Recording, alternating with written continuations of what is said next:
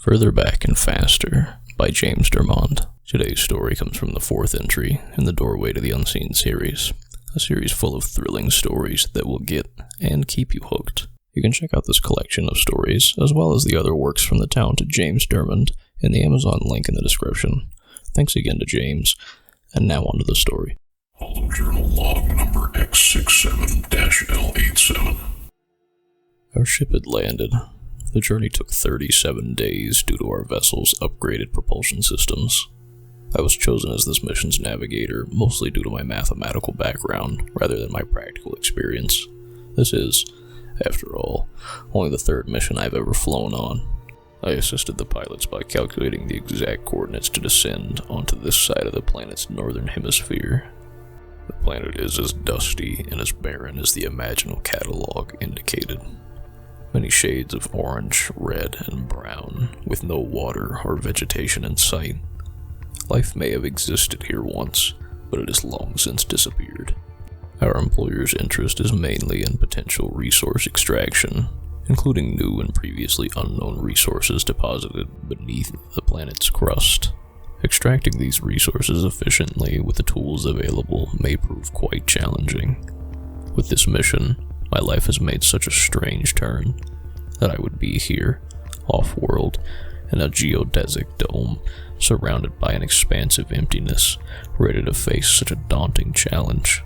Now, as a young man, I've only just come into my own, no longer under the yoke of my overbearing father. He insisted I follow in his footsteps as an academic, but such a sedentary pursuit was not for me, so instead, I enrolled in the company's training program for interplanetary exploration and was one of the few selected for the mission.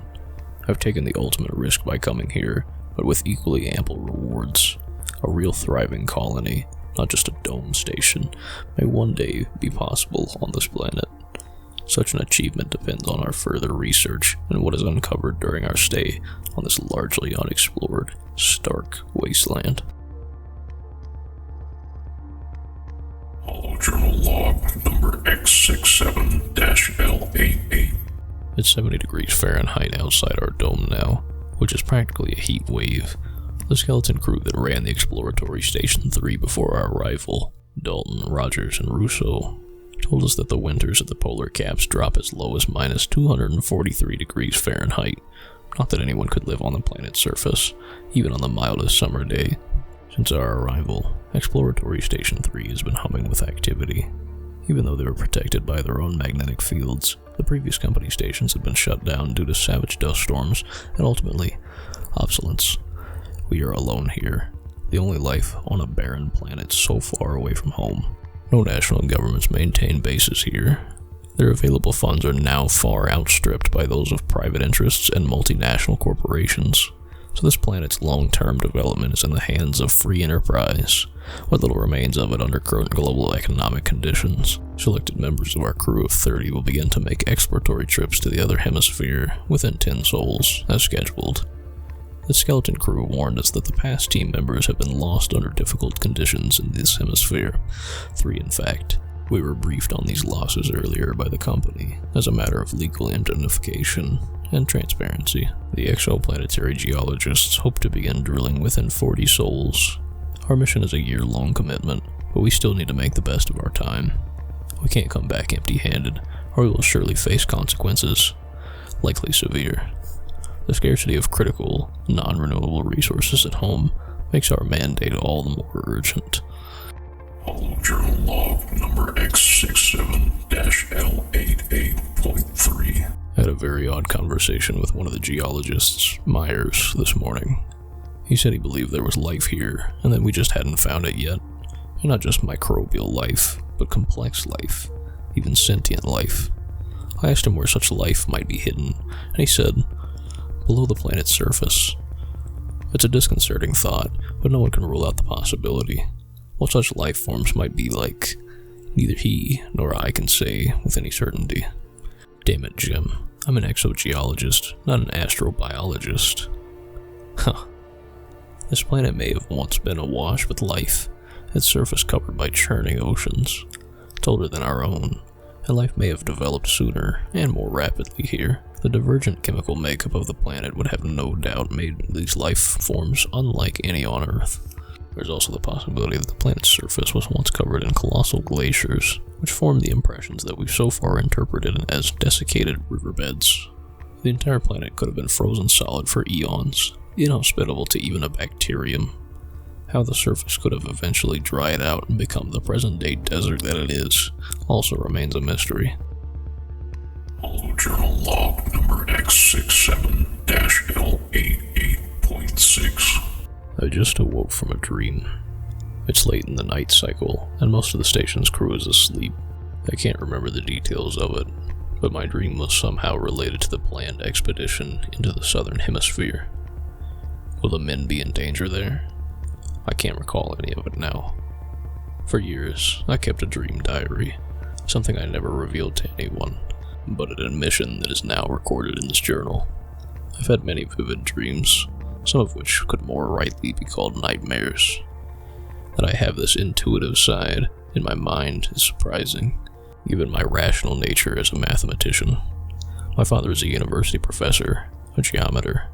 His field of study is differential geometry, a branch of mathematics that studies the geometry of curves, surfaces, and manifolds. He would spend hours in this study, interrogating the nature of shapes, my long-suffering mother nearly forgotten. Once he told me that Euclidean geometry and other accepted mathematical explanations of the physical world were insufficient, that we had yet to discover the full breadth of material reality, or even had only just scratched its surface. My father then confided that mathematicians would someday derive a method of analyzing the complete vectors of space-time so that faster-than-light travel and other modes of hyperspeed transport would become a possibility, at least in theory. How could objects move so rapidly, unconstrained by the familiar laws of physics? And would such objects moving at blinding speed be visible to any potential observer? These questions may go unanswered. Even in this age of off-world exploration, we are not much closer to a faster-than-light starship than in the century before us. My father said that such a device would need to bend space, though he never gave more of an explanation than that. For the time being, all of this is merely conjecture, but there is one dream I remember from years ago. I was afraid to write it down in my diary, as I thought someone might find it.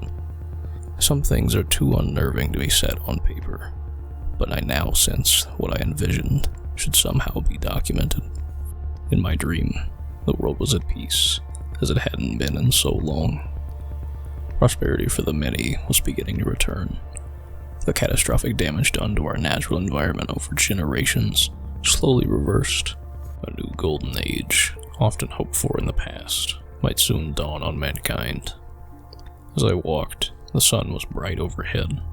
My mood was pleasant, and I recall feeling optimistic about my future. Then, the light dimmed, as if a total solar eclipse had occurred. The warmth drained out of my body where I stood, midday becoming nighttime. Gargantuan ellipsoids filled the sky, flying lithic structures which might have been hewed from an unknown world's rocky core. As darkness fell, an intense, biting cold pervaded, frosting everything within sight. Soon, blistering Arctic winds came, battering glass buildings and burying city streets in a mantle of impenetrable snow. People were frozen in place, resembling grimy wax figures of their real selves. In the near-total dark, penumbral shapes began to emerge, any other aspect of them hidden. The world had been cloaked in a perpetual night, as frigid as the deepest reaches of outer space. And then I woke. I had dreamt a dream so lucid that it might portend an actual doomsday event. How could I see this? And why did this memory of this vision of worldwide destruction return to me now? Hollow Journal Log number X67-L89.2. The exploratory team left this morning for the southern hemisphere, which is punctuated by many thousands of craters and inactive volcanoes. It's winter in the southern hemisphere, which will make a prolonged visit that much more demanding, as referenced in a previous log entry concerning the winter temperatures of the polar caps. 15 members, including Captain Price, our pilot, and Dr. Brooks, The head of the scientific research team comprised the exploratory team. The 3 rovers used for transport are highly durable, being able to withstand intense radiation and other hazards, including the southern hemisphere's dark winter. This region was quite active in the planet's early history and is the most likely place where vast mineral deposits lie, untouched under the surface. The rovers double as hovercraft and can make the trip in a single sol. This dusty planet is surprisingly small, which makes it even more surprising that its 2 hemispheres are so dissimilar from one another. The expedition should remain for approximately 7 sols, returning after mapping 2 pre-selected regions more thoroughly for future excavation. According to Dr. Brooks, there could be things in this hemisphere that may come as a complete surprise to the research team. The area has never been fully explored, either by corporation scientific staff or by earlier government-led expeditions. They're venturing into the unknown. They're brave men indeed. Holojournal log number X67-L90. We've lost contact with the Southern Hemisphere exploratory team. The team signaled that they had arrived in the hemisphere, and we were able to chat with Captain Price over the rover's video feed, albeit with some interference. By the next sol, however, a massive planet-wide dust storm, coupled with the electrical interference, began to gather within our hemisphere, and then started to spread over the globe. This was initially terrifying. We've all heard the Skeleton Crew stories about these storms, and what they can do. Communication with the rovers has now become impossible, at least for the present. The team is trapped in the southern hemisphere during its winter solstice, when the night on this planet is longest. Before the comms failure, Captain Price indicated that the team had found unusual clefts and fissures in that area where they had arrived and intended to search them. I hope they are safe and that the team doesn't take any unnecessary risks with their lives. Holojournal log number X67-L96.8. 14 sols from last contact, we finally heard from Captain Price and the exploratory team. The vast dust storm had mostly dissipated, with electrical interference low enough for remote communication to resume. Price reported that they had lost a rover as well as its 5 team members while sheltering from the dust storm. The rover became trapped under the hemisphere's surface after entering unmapped ice caverns, enormous and extending for many miles. The team had discovered these caverns while investigating the fissures mentioned in the last log entry. One fissure was large enough to be accessible by rover. Entering, the crew found the fissure widened into a cave. The rover's crew, which included exogeologist Myers, was designated to scout the cave. The team found that it connected to a system of caverns below the planet, something never discussed in documented research of the southern hemisphere. While underground, Myers' rover captured video images of these primeval caverns, which tunneled deep into the planet's crust. Price and his team, as well as Dr. Brooks' team, were only able to receive the video images once they had parked their rovers inside the fissure's cave, away from the punishing dust storm and its atmospheric interference. It seems the fury of the dust storm had uncovered the entrance to the fissure, hitherto buried. We will have to search for Myers' team again, once it is safe to do so, but every man may be lost for good. Holojournal log number X67-L97.5. The lead engineer, Jacobs, is examining the video footage retrieved from Myers' rover, but it will take some time to process. Price and Dr. Brooks revealed that their crews opened their rovers once inside the shelter of the cave, took video footage of their own within approximately a mile of the entrance, protected by their oxygenated exosuits. The suits can withstand a good deal, but the decidedly harsh environment in the southern hemisphere would strain even their capacities. However, the cave was surprisingly calm and tranquil, even as howling winds from the dust storm outside were recorded. From what I've been shown of the footage taken by Myers' rover, the caves are impressive indeed. They are perhaps hundreds of miles long and thousands of feet in height, the ice solid and whitish blue in color. There are natural formations that appear as if they might have some practical purpose, which is impossible, of course. However, there are cave shells that are perfectly circular stalagmites resembling pillars, and even a prominently placed oblong-shaped formation set deep into the caverns. Myers would likely claim that this is evidence of intelligent subterranean life once existing on the planet. How such life would subsist that far underground is unexplainable, especially with no comestible food sources at hand. Maybe he will have a worthwhile ideas to share on this topic, if we ever find him, that is. Hello, Journal Log number X67-L98.3. Everyone is saddened at the loss of Myers and the other crew members. They are presumed dead, and another planet-wide dust storm is gathering, most likely even more gigantic and long-lived than the last one. This has made any rescue attempt futile, as traveling over the surface would be impossible under such inclement weather conditions. Our laser communication system is down. It last worked before the dust storm, as we were able to report Price and Dr. Brooks' arrival in the southern hemisphere to headquarters. Now, we're cut off from the company's off-planet network. The communication systems should be up again soon, according to Jacobs. We'll see.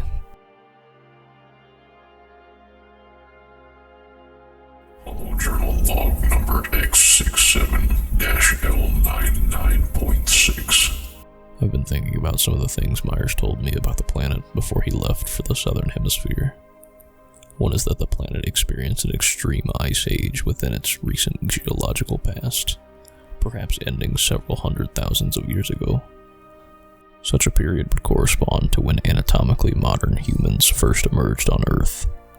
The ice caverns Myers' crew uncovered could have also formed during that same recent, in geological terms, ice age period. He went on to say that there were likely multiple ice age periods in the planet's geological history spread out over millions of years. This notion agrees with the glacier theory I mentioned in an earlier journal entry. Back then, the now dry planet would have been solid white instead of red, and there'd have been little light. The conditions would have been more like those of an outer dwarf planet, icy, dark, and far from the sun. The idea that sentient life, or any life at all, for that matter, had somehow thrived on the planet's surface during this time is unbelievable. It's wrong to speak the right poorly of those who have probably passed on, but Myers didn't seem to grasp the contradictions in his own thinking, something especially worrisome considering his role as a scientist. What sort of life could exist under those circumstances, if any? It would have to be well adapted to lightless conditions, able to derive sustenance from difficult or hard to imagine sources, and persist even in unimaginably cold environments. Such life, if it could exist at all, would be something utterly alien to our experience. Hello, Journal Log number X67-L101. The rover crew maintenance team is close to completing repairs on the 2 rovers that returned from the Southern Hemisphere expedition. On top of those 2, we have 3 more held in reserve on our ship, but the dust storm rages on, so no one is leaving our protective dome anytime soon. The lighting in the docking bay where the rovers are housed has been shorting, switching on and off, especially during the night. Dome maintenance says that they can't identify the problem, but its source is likely from the electrical interference outside. If any event, the rovers are effectively grounded until this storm passes, whenever that may be.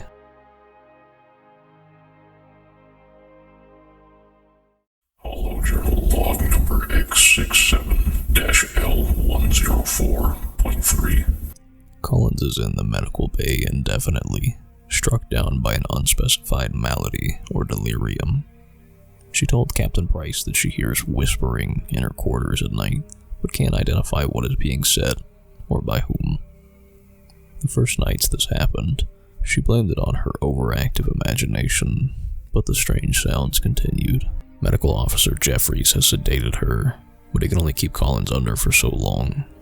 Collins' panic has reached the point where, just yesterday, she started screaming about escaping from them and declaring that they were following her everywhere. We can only assume she is an irrecoverable loss until the mission is completed and we leave the planet. Hopefully something can be done for the poor woman eventually. She may be suffering from something like cabin fever.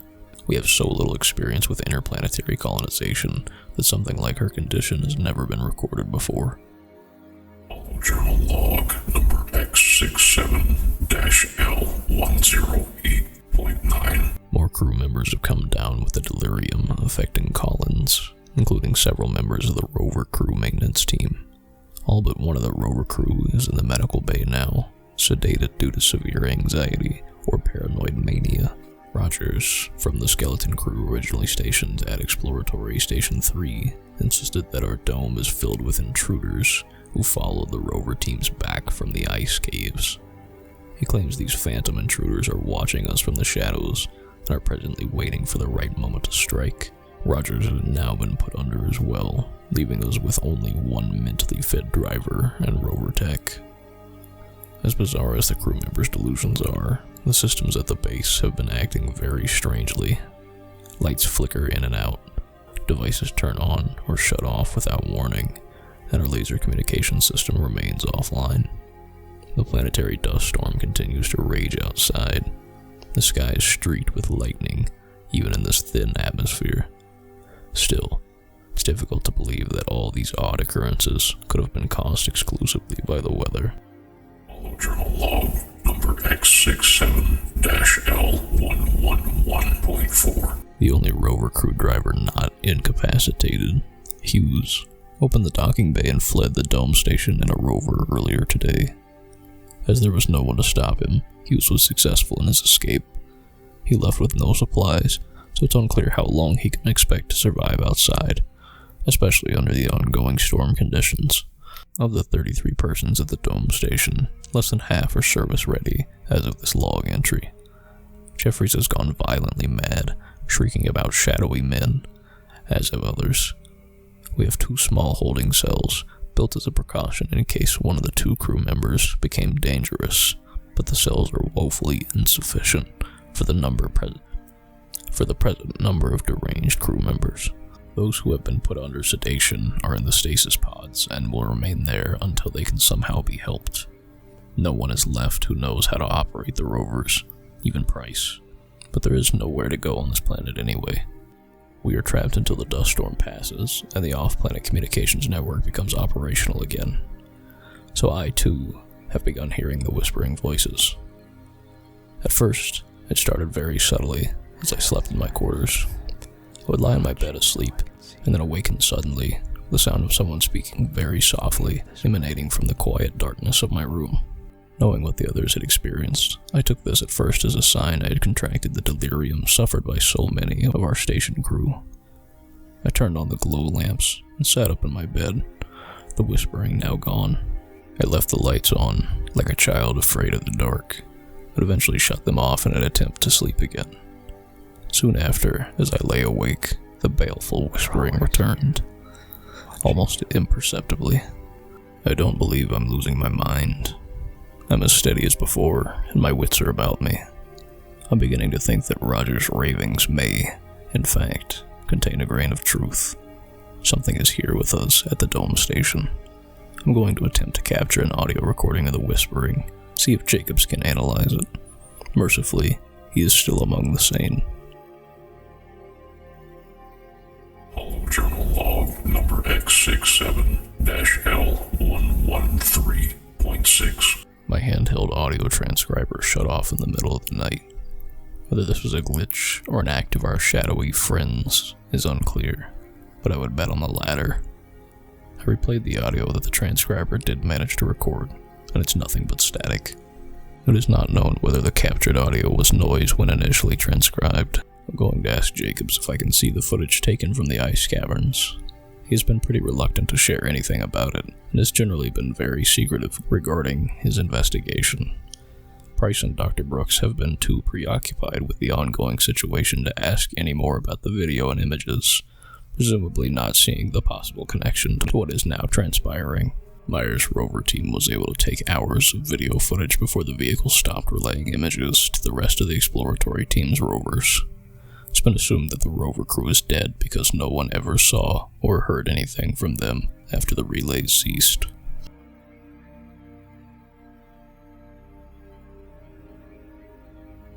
Journal log number X67-L114.2. I spent most of today in the communications room with Jacobs, poring over the video footage. I told him about the whispering, insisting that I wasn't losing my mind, and he seemed to believe me. I asked him what he had found in the footage so far, but he wouldn't answer me. I asked Jacobs if he had attempted to apply filters to the mostly blurry footage, and he said he had. We went over the list of appropriate filters and descramblers, and I suggested several additional options. At first we slowed down the footage in increments until we were close to conducting a frame-by-frame examination, but this revealed nothing important, just as Jacobs had insisted. Merely minute close-ups of the ice walls within the incredible network of caverns. We then sped up the footage, incrementally increasing the frame rate until an hour of footage went by in just minutes. We then applied shading and light filters to the sped-up footage, using them in combination, as Jacobs hadn't done this before. That's when we finally saw them. There were thousands of them teeming within the caverns. As the lights of Myers' rover flashed over the cave walls, the tenebrous beings moved aside, as if pained by the bright disturbance. But they were there, skirting the edges of the headlights and moving into the shadows not yet banished. They appeared like the outlines of people, with limbs and a head, but there were no visible features, only blackness. They moved so quickly that the naked eye could not perceive them. I think now that they perhaps move in sync with the physical world as we experience it, only much further back and faster. The full video feed exposed the extent of their society. The cave formations I referenced in an earlier journal entry are their creations, used for unknown purposes. The inhabitants of this planet could have existed for much of its history, and clearly still endure. Perhaps they were driven underground by some calamity, or perhaps they evolved down there in the dark. They are here with us, and we have nowhere to go to escape them. Jacob's already fragile sanity came close to being broken by the images in the ice caverns. He wanted to destroy the footage, as if that would somehow save us. I argued against this action, saying we had to prove to the others that these entities, in fact, exist. I asked him to show all this to Captain Price and Dr. Brooks, and he promised that he would. I'm too exhausted and afraid right now to confront them and show them what we have found. I might find the courage to do so tomorrow. I'll just sleep with the lights on tonight. I can't think of anything else I can do to protect myself. Follow journal log number X67-L116. I woke in the night to horrific screaming. It was coming from outside my quarters, further down the hallway. I write this now from the inside of my locked room. Outside, the screams continue. One of the voices sounded like that of Captain Price. The lights in the hall have been put on standby mode, blinking red from what I can see through the transparent duroglass window and my door. I've since closed it. The generators seem to have failed, and we can't have much power left. The remaining lights will go out first, including those in my rooms, followed by the station life support. There is no backup after that. My hope is that someone will find this log journal and realize the threat humanity now faces. I'll keep it here in my room, hidden in a special compartment familiar to the architects of this dome station. I pray that when help eventually arrives, they will find this record and will know what has happened. From there, I hope they might devise a way to overcome the Shadow Men of Mars.